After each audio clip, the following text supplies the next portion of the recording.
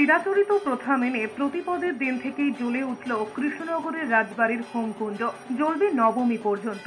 শাক্ত মতে প্রাচীন ধর্মীয় রীতিনীতিকে বজায় রেখে হোম যজ্ঞের মধ্যে দিয়ে বৃহস্পতিবার শুভ সূচনা হল নদিয়ারাজ মহারাজা কৃষ্ণচন্দ্রের রাজবাড়ি প্রাঙ্গণে দেবী দুর্গার আরাধনা। এখানে দেবী দুর্গা রাজ রাজেশ্বরীর নামে পরিচিত।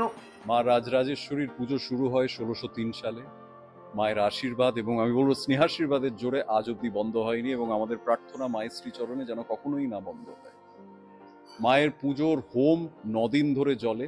আজকে প্রতিপদ অর্থাৎ মহালয়ের পরের দিন। আজ থেকে হোম, প্রথম দিন দেবীপক্ষ, আজ থেকে হোম জ্বলবে।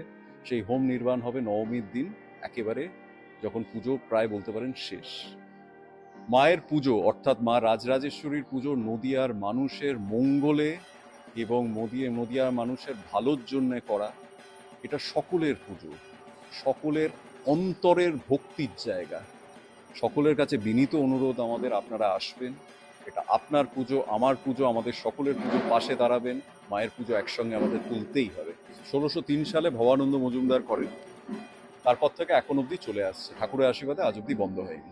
মহারাজা কৃষ্ণচন্দ্রের একটা বিশাল বাংলার সংস্কৃতির কন্ট্রিবিউশন হচ্ছে এটাকে সর্বজনীন করা। সর্বজনীন অর্থাৎ সবাইর জন্যে। সেই যুগে দুর্গাপুজো করার ক্ষমতা খুব কম লোকের ছিল। আর্থিক জোট ছিল না, পলিটিক্যাল জোট ছিল না, অনেক কিছুই ছিল।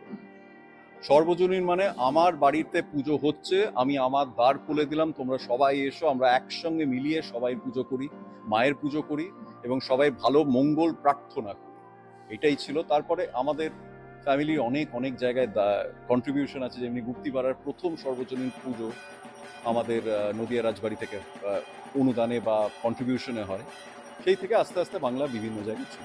এদিন সকাল থেকে নদিয়ার কৃষ্ণনগর রাজবাড়িতে দেবী আরাধনার সূচনা পর্বে অংশগ্রহণ করেন রাজ পরিবারের সদস্যরা। প্রাচীনকাল থেকে কৃষ্ণনগরের মহারাজা কৃষ্ণচন্দ্রের রাজবাড়িতে দেবী দুর্গা রাজ রাজেশ্বরী রূপে পূজিত হয়ে আসছেন।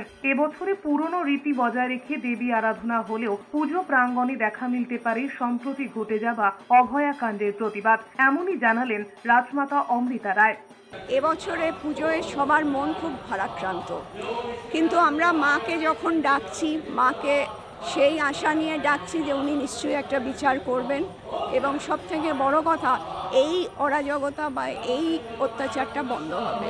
মেয়েটি সবার মনে একটা দাগ কেটে চলে গেল, সেখানে এই রকম অন্যায়ের শিকার হলো। সেই জন্যে আমার ইচ্ছে যে এখানে একটা কালো প্রতীক রেখে এক মোমবাতি জ্বালানো, মায়ের মাধ্যমে তাকে শ্রদ্ধাঞ্জলি দেওয়া।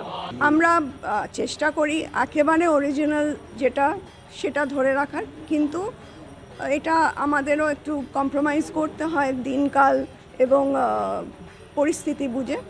সেটা এখনও আমরা বেল কাটেই করি এবং সেটাই হতো, এখনও হচ্ছে, এখনও ঘিয়েই হয়, এখনও কিন্তু সেইভাবে হোমকুণ্ডতেই হয়। না হলে এত বড় হোম একটা ছোট হোমকুণ্ডতে সম্ভব হয় না। সেই জন্য হোমকুণ্ড আমরা তৈরিই করে নিয়েছি। নদিয়া থেকে পলাশের রিপোর্ট, এস নিউজ।